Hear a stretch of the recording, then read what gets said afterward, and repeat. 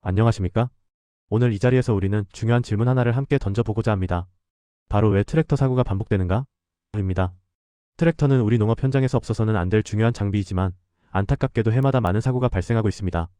이러한 사고가 되풀이되는 근본적인 원인은 무엇인지, 그리고 어떻게 하면 이를 효과적으로 예방할 수 있을지 함께 알아보는 시간을 갖겠습니다. 트랙터 사고가 반복되는 주요 원인은 크게 두 가지로 볼 수 있습니다. 첫째, 작업 중 방심하거나 안전수칙을 제대로 지키지 않는 경우가 많습니다. 둘째, 트랙터 사고는 한번 발생하면 전복, 충돌, 끼임 등 그 유형을 막론하고 사망률이 매우 높다는 특징이 있습니다.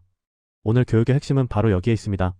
숙련된 작업자라 할지라도 언제든 사고가 발생할 수 있다는 경각심을 갖고 사고를 예방하기 위한 최소한의 행동 세 가지를 숙지하는 것이 이번 교육의 가장 중요한 목표입니다.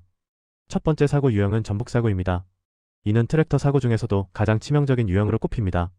전복 사고의 주요 원인으로는 경사지 작업 중 무리한 방향 전환, 로더 작업 시 무게 중심이 높아져 불안정해지는 경우, 그리고 과속이나 급조작 등이 있습니다. 전복 사고가 치명적인 이유는 운전자가 기계에 깔려 압사하거나 사고 발생 시 탈출이 거의 불가능하기 때문입니다. 우리는 전복 사고는 한 번이면 끝이라는 사실을 명심하고 예방에 최선을 다해야 합니다. 그렇다면 이토록 치명적인 전복 사고를 예방하는 유일한 해법은 무엇일까요? 바로 ROPS, 즉 전복부 구조물과 안전벨트의 조합입니다. ROPS가 아무리 견고하게 설치되어 있어도 안전벨트를 착용하지 않으면 무의미합니다. 안전벨트는 사고 발생 시 운전자가 안전하게 머물 수 있는 생존 공간을 확보해주는 중요한 장치입니다. 현장에서 실천할 수 있는 중요한 수칙은 다음과 같습니다. 시동을 걸기 전 반드시 안전벨트 착용 여부를 확인하고 경사지에서는 저속으로 직진하며 회전을 최소화해야 합니다. 이 원칙들을 지키는 것이 운전자의 생명을 지키는 가장 확실한 방법입니다. 두 번째 사고 유형은 끼임 말림 사고입니다.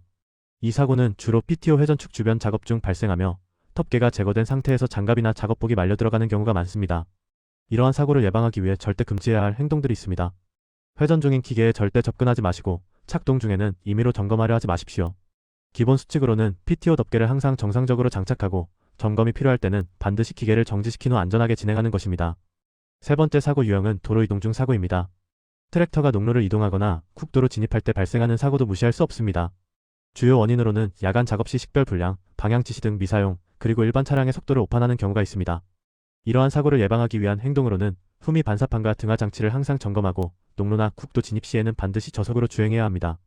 또한 이동 전에는 타이어 공기압과 브레이크 작동 여부를 반드시 확인하여 안전한 이동을 준비해야 합니다.